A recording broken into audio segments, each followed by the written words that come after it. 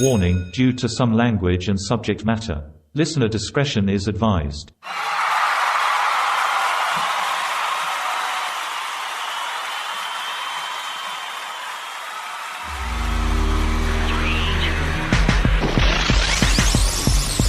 If you have ever been to famed Minneapolis nightclub First Avenue, you have seen my next guest's name inside of a star on the outdoor mural. As a part of the Rhymesayers Entertainment record label, he built up a reputation of being one of the best battle DJs in the Midwest and now worldwide. As one half of the duo Idea and Abilities, his career has spanned 20 plus years. I am very proud to welcome DJ Abilities to the show. We are going to talk about his tour with The Far Side, his recent release, Phonograph Phoenix, and the 20-year anniversary edition of E&A's Firstborn. I told you it would be worthwhile. Ladies and gentlemen, this is Caught on the Mic.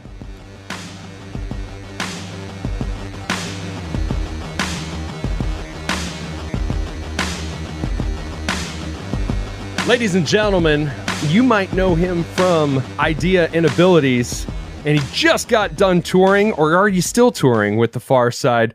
It's DJ Abilities. How you doing, man? I'm good. I just got finished. Our last show was on Saturday. Yeah? Where was that at? Los Angeles. Nice. How was the experience for you? It was fun. I've been a fan of their music for a long time. It's one of the reasons I got into hip-hop in the first place, was like all the early 90s stuff was really big into me getting into that whole genre of music. So it was an interesting experience because I was like reconnecting with those early memories, but in like present day. And then all the guys were really cool. The show was really fun. It was fun. Touring, though, I haven't toured in 2 years, because COVID, nobody's really toured in years. So I did forget how hard it was, though. Touring is very exhausting. It doesn't get easier as we get older, you know? Yeah, I've been sober now for 4 months, and that helped me. Like, because I didn't get sick on the road at all, and I was like able to still exercise, and I was thinking, damn, if I was drinking, I probably would have got sick. And like, I'm not young, I'm not 22 anymore where I can just smash it out all day. So yeah, definitely. Like, the creature comforts are more welcomed when you get older. Whereas when you're younger, you're like, whatever. I'm going to say this too, because I often wonder, because I'm in as good a shape as I've ever been into in my life. It's just that I think part of it is, yes, it does get more difficult when you get older, but I also think you just perceive it differently. Whereas like it doesn't bother you as much as when you get younger. I think I was probably feeling more or less the same sensations, but I just didn't care or recognize it as much. But when you're older, you start to see patterns and you start to just become more aware of things. So I honestly think a lot of it is just a perception thing as opposed to a physical thing, because some of it is physical, but like I'm in better shape now than I was then. So it's like, how much of it is that, and how much of it is just in my head. But either way, something's happening where it's harder. I know that much for sure. Some concoction is making it more difficult for sure. Congratulations on 4 months. And to go to exactly what you were saying, I do think it is very perceptual. I don't drink really at all, and I haven't for about 2 years now. And it wasn't because of any sort of problem. It's just I was tired of feeling like shit, to be quite frank with you. It was like I could go out, have some drinks with some buddies, and then I'd have like a week's worth of anxiety afterwards. And that never happened when I was younger, But there was some sort of biochemical effect that was like triggering something in my head as well. So see, and this is another thing too, because I do think hangovers and recovery is a longer process as you get older, and I think when you're younger you bounce back quicker, and I think that is probably true. But I also think that as you get older, I can drink a lot of alcohol. Like, what I thought was a lot of alcohol when I was younger really wasn't that much alcohol as compared to what I can drink now. But I know how to navigate it better. But still, my body has to recover from it. So again, that's a perception thing where it's like, oh, I was partying like crazy, this and that. And I'm like, I was probably drinking half as much as I can drink now. So like how much of it is me being young and how much of it is just me being able to do more? So, and the reality is that somewhere in the middle between those two things. But that was a big reason why I decided to stop, though, because for whatever reason it may be, not only the time that I used for drinking, so I lost that time to be productive, but it was the time it took me to recover. And it was just like, all right, I just lost like a week of my life or something. And like, it's just like, why? I mean, that's another thing too. It just gets old. It is old. Like I've done it. I've done that. Like it's time for something new. So, and I'm not going to sit here and say that I won't ever drink again, because I probably will, but I will never drink how I used to drink. Because I would drink for days straight and just I would work on music for some of those times. And I actually I have come up with really good things drinking. Like I came up with the Smile beat drunk on Jack Daniels in a winter night. Like I've come up with cool shit drinking, but I've come up with cool shit not drinking. Like I don't need it. You know what I'm saying? And the reality is, it still just takes so much time. And one thing about getting older is I'm more aware of my time, and I don't want to waste my time because there's only so much of it left. If you listen to my new record, there's a song on there called Wasteland that really touches upon my relationship with alcohol. I specifically titled it Wasteland because of that, where it's like, it's a waste. It's a waste of time, but it's land, kind of like Disneyland. It is kind of fun too, and like the progression of that song is like the progression of my day of drinking. Because this thing, I don't like go out and drink a lot. I just usually just stay home and just drink by myself and like do shit and like just kind of get into my headspace and like watch shows or work on music and just kind of like push my limits, because I know as soon as I tip, I can just go to sleep, or it's like a space for me really to go there. But again, to get back to what I was talking about, I've done it. I've done it a zillion times. Like I don't need to do it anymore, realistically.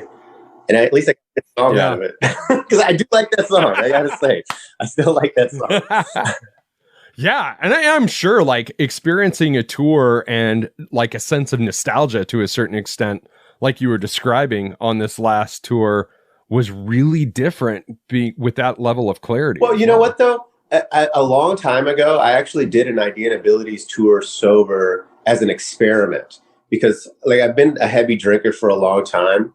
And I was like, you know what? I need to do a tour sober to make sure I still love what I'm doing. And it's not just a addition to drinking, like a drinking buddy. Like, is me doing shows just a drinking buddy? Like, you know what I mean? Like, what is it really? And so by doing that tour sober, I realized, okay, I do still want to do this job minus the alcohol. And so I've done it before. So it wasn't some kind of, it wasn't a new experience or anything like that.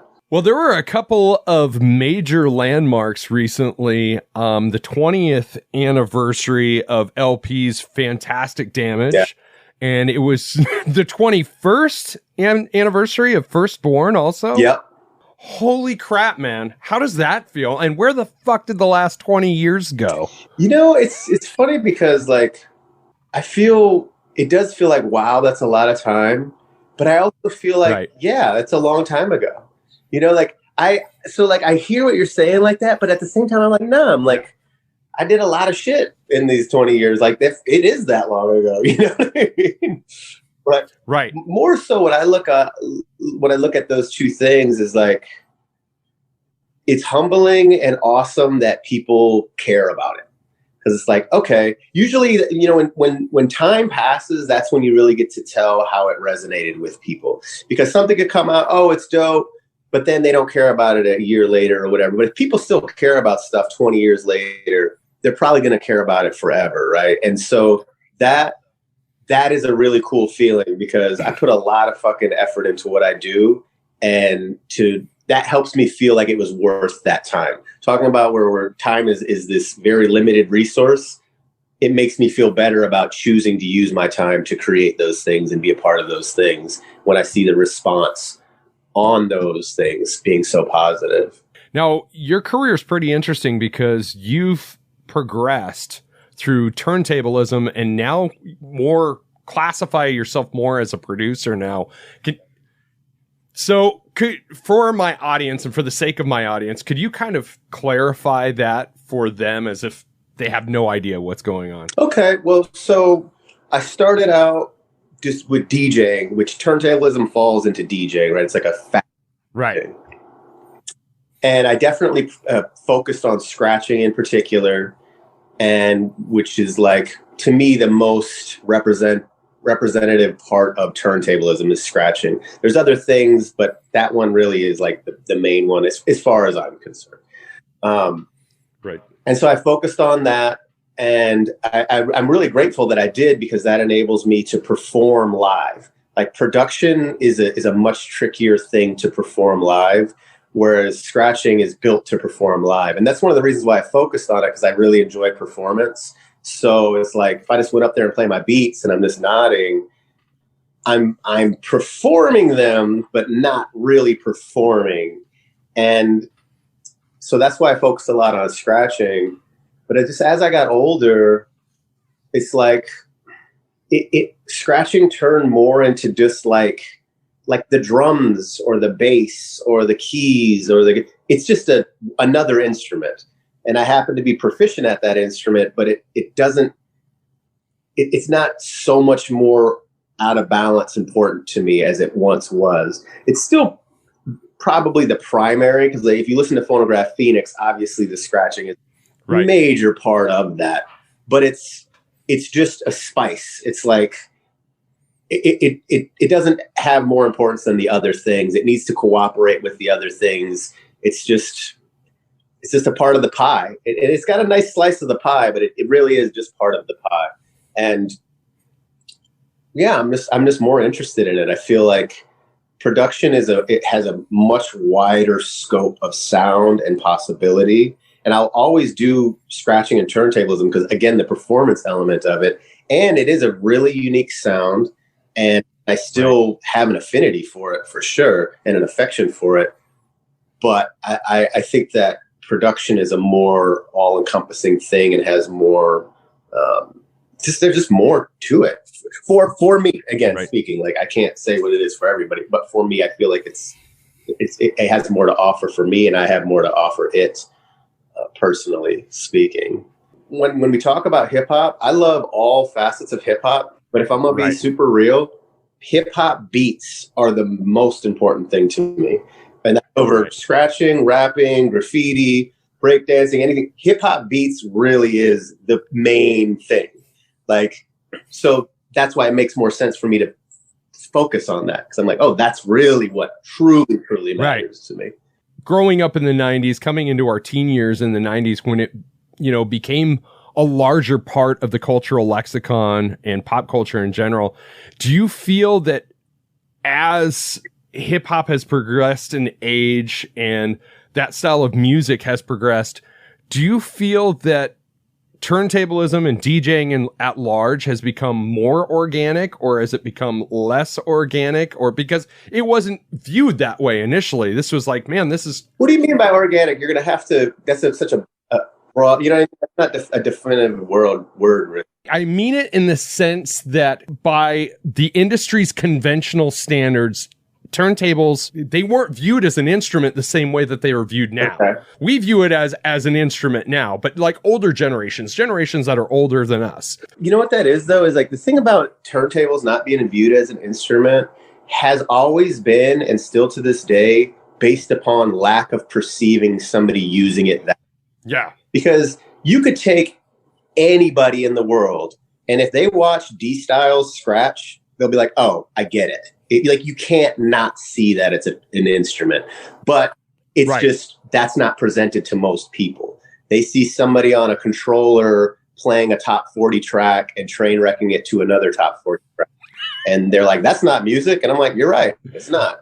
Or like, that's not an instrument. In that setting, it's not an instrument, but it's just a lack of perception on their part of seeing what it actually is. Because yeah, I mean, you can't tell me when you see that level of scratching that it's not an instrument. Clearly, it's clearly an instrument. Like, right. Or like when we watch you, sir. I mean, I can't myself. That would be no good. But I appreciate that.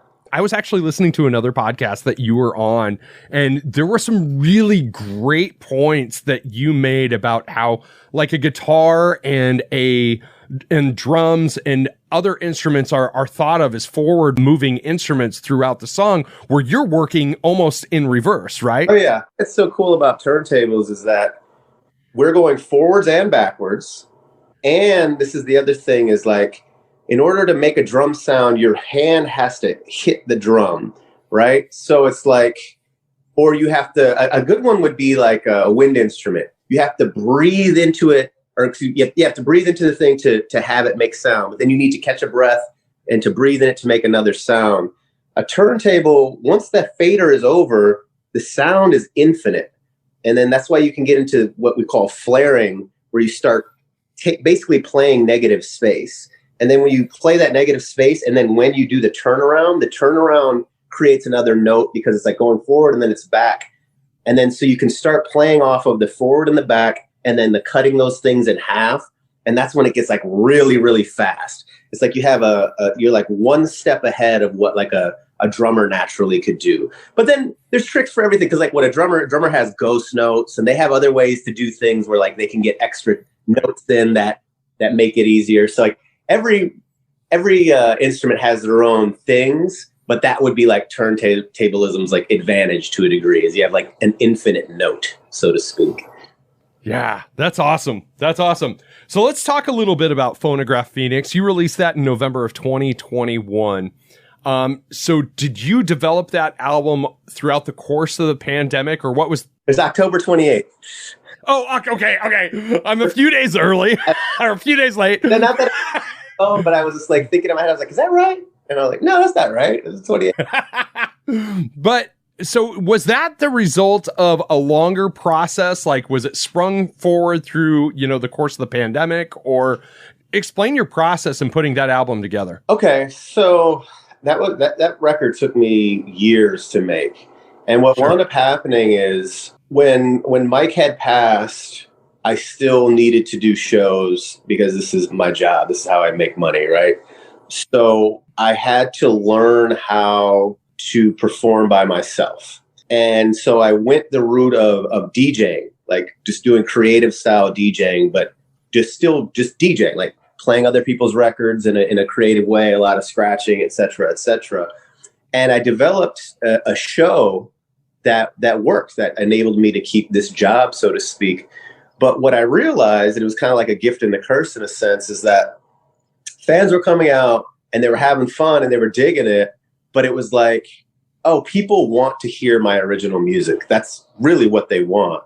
And that was like a light bulb moment where I was like, oh, I have to make a new record. I need to make a new record by myself so that I can go do shows. And I just set out on that journey. And then once I had that realization, I was like, well, if I'm going to do it, I might as well like really challenge myself. So no matter what happens at the end of that process, I'll be further along. And some of the things that I decided to do were no guest appearances. It's like, I'm going to do this thing completely by myself.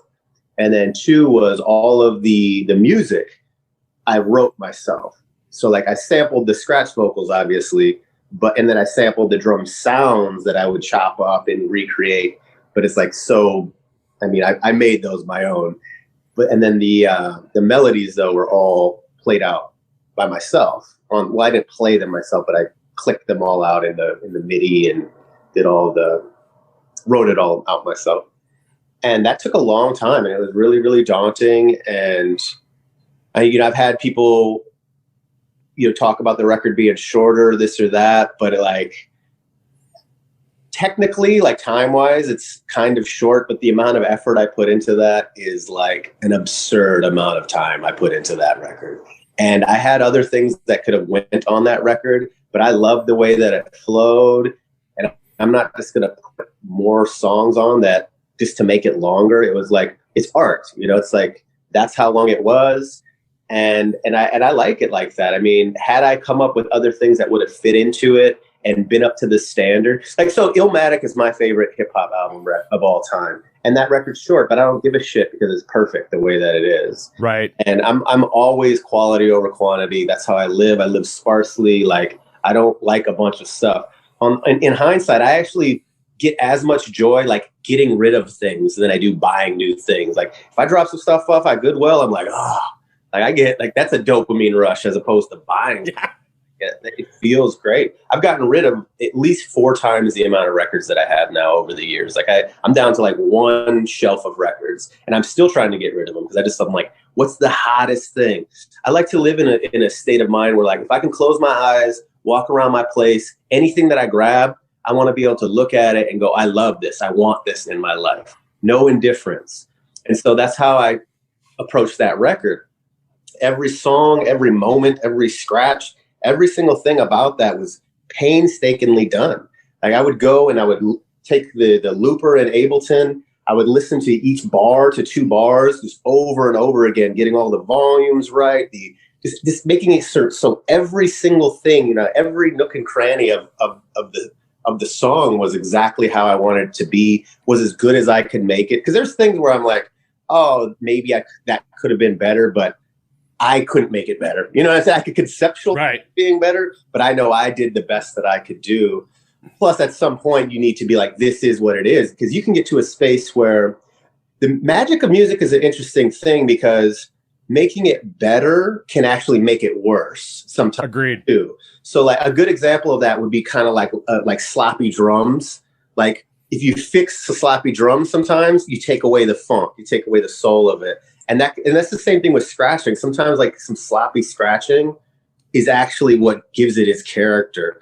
And sometimes when you're working on stuff over a long period of time and you go back and listen to it, you could start to perceive that you're fixing something, but you're actually changing the magic of that moment. And as an artist, you need to try to be as egoless as possible and go, okay, what is the best thing about this? And not just think that whatever you're thinking in the moment is right. And so that was a whole learning experience as well. And it was fun. I mean, that record did what it needed to do. Like it made me capable of creating all of my own stuff and being completely self-sufficient. And I grew immensely as an artist. I mean, writing all the music from the ground up, that was a daunting process, but I'm really grateful I went through it. Yeah, it's an amazing record. I remember when it dropped. That's why I threw out the November timeframe. Is I remember when it dropped, I was at the gym and I was like, oh shit, it popped up and I got to listen to this. And I listened to it on Spotify while I was running through my whole damn run.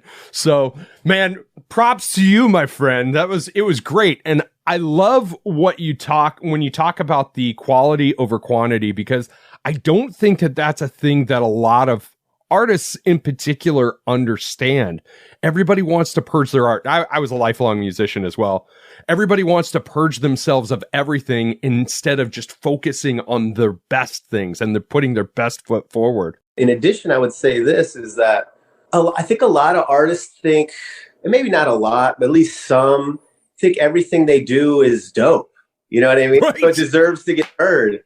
I don't like that. I mean, there's a huge amount of stuff that I have that maybe other people would like, but I'm like, that's not up to my standard. Like, there's a reason you don't see me producing for a lot of artists, because the only shit I want to get out into the world is stuff I'm like, yes, 1000%. Like, nobody's going to be more critical of it than me. Like, the filters it has to go through is like extreme. I don't have this sense of myself that anything I touch is gold. You know what I mean? Like, far from the contrary. I'm like, nah, this needs to be A1, like the best of the best. And for me at the time, Phonograph Phoenix, that was the best I could do and the best I could offer. And that's why that's exactly what it is. It's like each one of those songs was my favorite song at one point.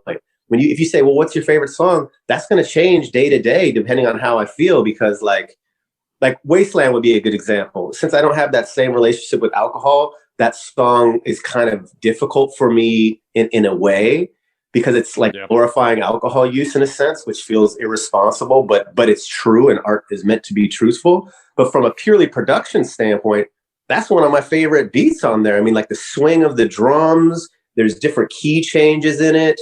I'm using D Phrygian, which is kind of like a weirder key in of itself, which I like to deviate from just minor, which I do a lot of minor. I do love minor, but there's parts of that song that I'm like super happy about that make it my favorite song per se. And I could go through each one of those songs and break down why that is my favorite song.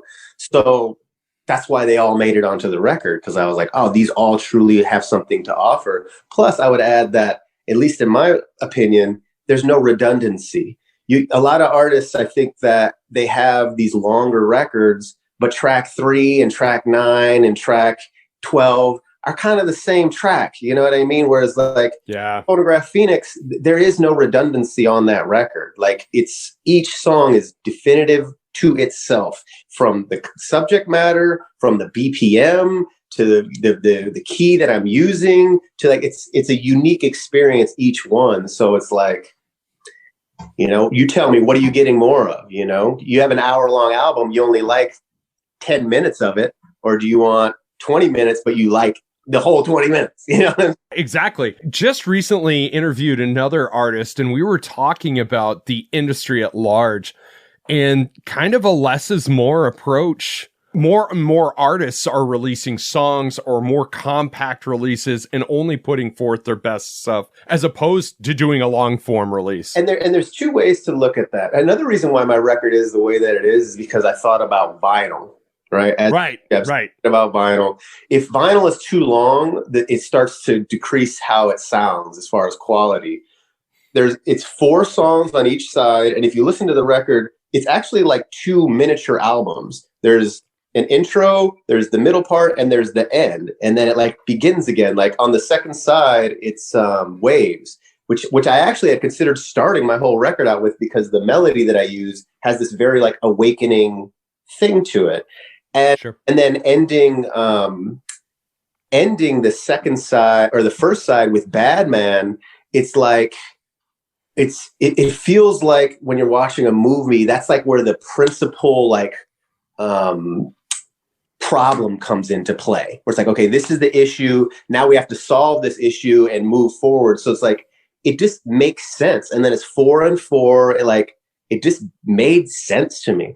So, but to get back to what you were talking about is I think one of the reasons that things have gotten into smaller time frames or whatnot is because people digest their music digitally, where they're making their own playlists. So another thing about my record is like, it's like 8 singles kind of, right? You know what I mean? Because people are just pick and choose what they want anyways. So it's like, it's not like the days where you would go buy a CD or buy a tape. A tape would even be a better example, where you buy a tape, you want that whole tape to be slapping, because you're not trying to fucking rewind. Right. Or, you know, we've all had to do it. It's like, fuck. So having a full length album really mattered. And particularly even further back with vinyl, where you're like, but even vinyl was easier because you could just pick it up and put it back to where you wanted it. Tape, you have to really like wait for it to get there. But today's day and age, everybody's just making their own playlists, doing their own things, this and that. So it makes sense. I mean, think of like the EDM world. Like they just release singles. It may be an EP, but it's almost never full-length albums. And one of the things where that's there's always pros and cons to everything, but one of the pros to that, in my estimation, is you get to stay on in time with everything quicker that way. Because if you're making an album and you're really putting a lot of time into it, that's going to take you years realistically. So wherever the world was, your album is going to be in a different space. Where like, if you can just put that out on SoundCloud, put it on Beatport, wherever you want it, you can make that thing and put it out, next week if you want. You know what I mean? And there's something cool about that. The immediacy of that. There's definitely virtue to that. Totally agree. The physical copies, like CD, that's going away. And it has been going away for years. But people are really taking to vinyl again. And I think it's because of the ritualistic experience of putting a record on, putting the needle down, and listening to it from start to finish. So I think a lot of us are getting a lot pickier about what we're willing to invest into as far as physical copies for that exact reason. And you made a good point. You can pick up the needle and move it to another song anytime you want, but doesn't that kill the ritualistic experience of listening to a record? Big time. So plus, this is the thing, like, vinyl does sound different. Whereas, like, agreed. MP3 and CD, it's close, more or less, it's the same. But vinyl, particularly, like if you have a good turntable and a good needle, vinyl is going to crush digital, like big time. So you get the fidelity of the sound plus the big record, and like you're talking about, there's an intimacy to it, there's a whole experience to it, and I think it's beautiful that vinyl came back, because me too. If digital would have came and just destroyed CD and tape, and then just kept going that way, unless like lossless became really popular, where people could listen to 36 bit 96K, because that's, at least for my ears, when I would say, because I had a really nice needle and I would sample vinyl, and that was when I couldn't tell. I would A/B it, and when it was 36-bit, either 96K or higher. I don't remember. I did it years ago, but I remember A/Bing, and I couldn't tell. I was like, okay, this actually is a difference, or this is about the same. But when you do anything below that, I could tell, because there's like some of the top end gets cut off, and it's just like there's just not a breath to it. This is not there anymore. So hopefully that comes. I mean, the vinyl would be awesome, because I still like that, but hopefully the really high end bit rate comes. But I think it just would take up too much space or something on the servers, because like you talking 36 bit and those high, that's like a lot of space that it takes, as opposed to like an MP3 or MP4. Like, I mean, it's like way more. But that's why we have vinyl. So vinyl solved the problem, and I think it's beautiful that vinyl came back. It's just cooler. I mean, hey, like vinyl would be like digital is like a car, and vinyl is like riding a horse. It's like it's just cool. It's romantic. There's something about it. It's just more real. And I guess because it's really real, whereas like digital is just zeros and ones. That's all it is. It's just an equation. There's an equation imprinted on your digital, whatever digital format you're using. It reads that equation, and then it spits out a solution. Whereas vinyl, that shit's different. It's like it's pressed the same, but everybody's vinyl is going to be a little different over time, because it physically exists in the real world. This is a funny thing. It's very quirky.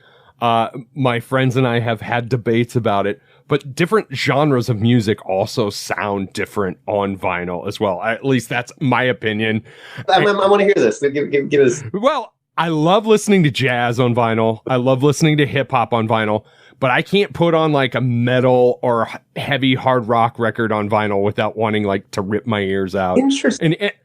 And I love everything, but I think it's because of the high end impedance of some of the different styles of music, where like blaring guitars might not sound as great, or I'm sorry, modern production of blaring guitars over compressed stuff doesn't sound as good as some of the warmer beats. So like you talked about hip hop beats and how that is the most important part of music for you. It is to me as a listener as well. So it's like, if I'm not listening to throwback 80s like Tears for Fears and The Cure and stuff, I'm listening to jazz and listening to hip hop on vinyl. Sure. So I don't know, it just sounds different to me.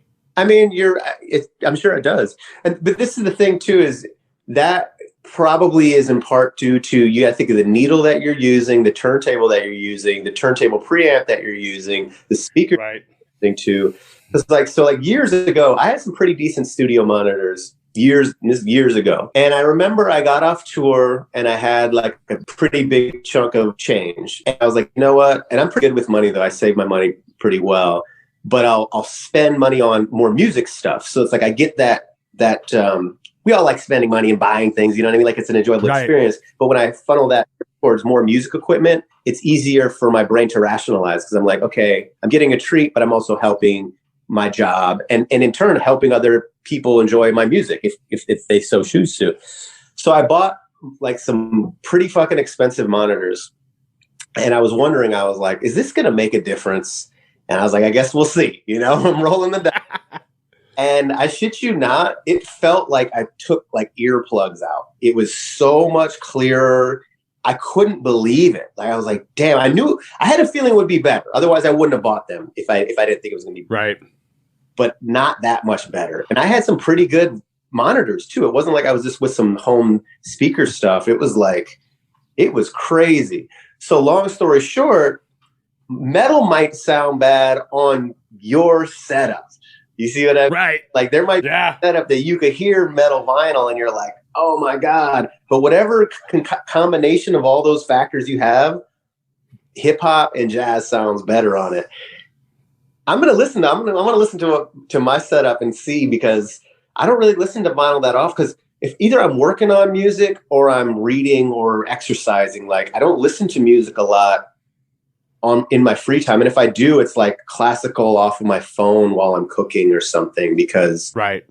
I only have so many hours I can listen to music during the day. It's like, otherwise I get burnt out. And I feel like it makes the most sense for me to use that time to create new music. That said, though, I probably should set aside like at least one time a week to like really like listen to some new music, because, and I don't want it to sound like I never listen to new stuff, because I certainly do. I find time to. Right. But maybe I probably should maybe a little bit more, because you never want to lose the fan aspect. You know, it's like you got to see what other people are doing. Man, you set up my next questions all too well, my friend. Like, because I was going to ask, like, do you ever get to a point where you're making so much music that you avoid the opportunity to just be a fan again? Oh, yeah. Big time. I mean, like I said, I feel like I have a quota of how much music I can listen to. And so that's usually mainly filled up with me making music. So in my free time, that's why reading is such a huge thing for me, because it's quiet. It's like I still get to be creative and like use my brain, and like I'm still interacting, but it's silent. And so it's just a really nice contrast to music. I recommend any musicians out there start reading a lot, because not only is it a good counterbalance because of the silence, but I've noticed that since I've become a really avid reader, it's made my music making process easier, because when you're reading, the thing about reading, even though it's a different medium, it's already sequenced out properly. And good books, there's rhythm and there's harmony in it. And it like gets your brain in that space. So when I start to write music, I'm like, it's like an art. You know, when you see like basketball players and like the dudes are warming them up and stretching them out, you know, they're just sitting, right. They're like, and they're getting stretched out. I feel like when I read a book before I work on music, that's what happens. Like the author stretched me out, and then I sit down and like I'm already in a proper like mode, because I've already got my head in a proper sequencing of how. You get what I'm saying. I feel like I'm kind of rambling. Yeah. Like no, your head in the right space. You hit it dead on. I typically reference it as heightening your mental acuity. Like when you are feeding your brain something different constantly, you're able to focus on the other things a lot more attentively. Like, you know, like what type of books are you reading right now? I read all science fiction and fantasy, like all. That's dope. I just like the creativity. Like I want to go somewhere I can't go. Right. So, and maybe as I get older, I'll get more into other styles of books, and like, because there's something to be said like, oh, this really happened. But I do like documentaries for that reason, because I'm like, oh, this really happened. And that's interesting in its own right. But for me with reading, I really like diving into somebody else's creativity, where they're just like, okay, this is what they can imagine. This is how far they can go. When you're reading a good book, it's like, it's an intimate thing. You're like, and when I really got into it is because of COVID, because I was cut off from everybody. I couldn't go anywhere. I'm not building more relationships realistically. So it was like, well, what can I do? And I was like, oh, I should start reading like religiously, because it's going to provide me a lot of things. And it did. And it's, just like, because fantasy and science fiction, it's like, you really get to feel people's creativity, because it's like, oh, like, what about that? You know what I mean? Because there's no rules, you know, it's just like, if something is set in the real world, we're like, it's got real world rules to it. And it's just not as appealing. At this point, it's not as appealing to me as science fiction and fantasy. So yeah, it's literally 100% science fiction and fantasy. That's awesome. That's awesome. So let's talk about summer plans a little bit. You got a couple of festivals that you're doing. How excited are you for that? Should be good. I mean, I love performing. I love festivals.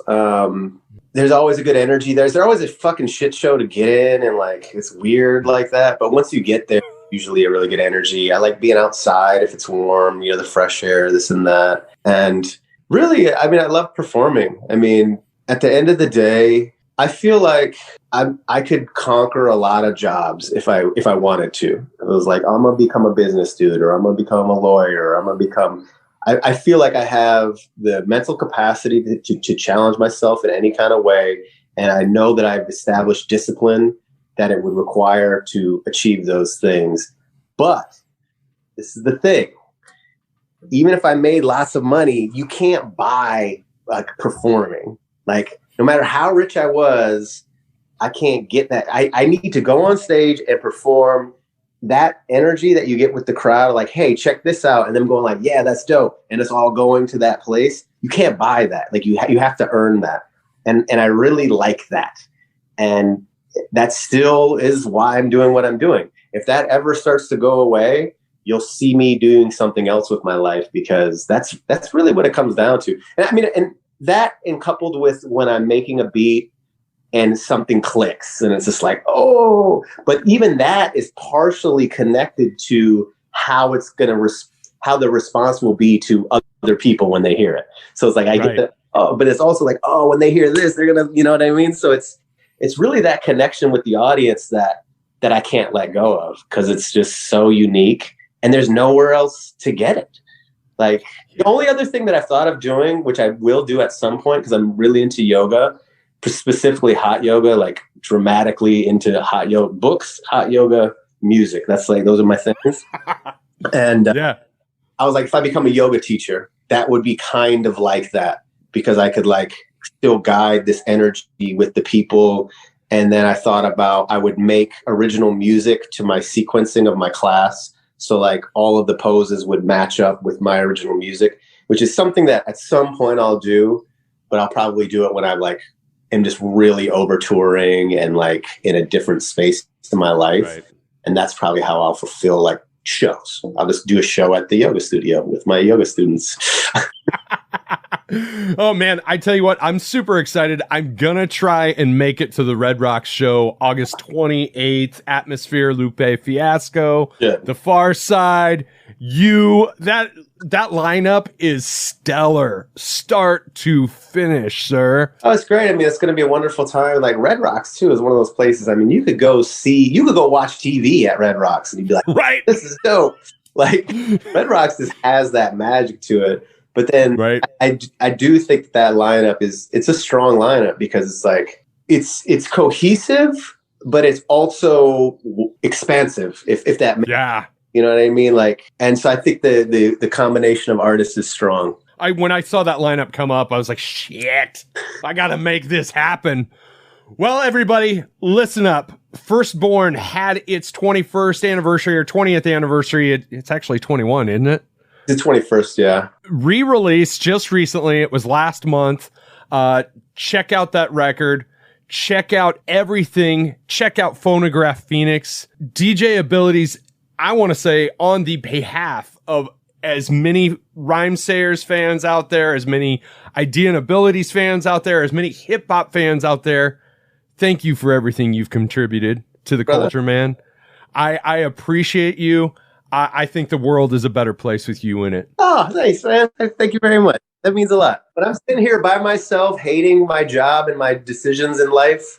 It's that kind of shit that powers me through, because let me tell you, particularly when you're working on your own, like when I made Phonograph Phoenix, it's hard when you're by yourself. There's a lot of dog days where you're just like, God damn. But when I know people appreciate it and it's done and it is truly appreciated like that, it does make it worth it. And I will hold on to that. And that type of energy does help power me through and keep creating. So thank you as well. Thanks, brother. I want to once again thank my new friend DJ Abilities for this experience today.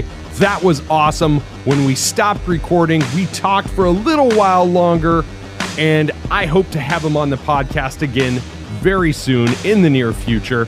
Make sure you give him a follow on all forms of social media. Search out DJ Abilities and give Rhymesayers Entertainment a follow on all forms of social media as well. Special thanks to them for making the connection. Please visit www.rhymesayers.com.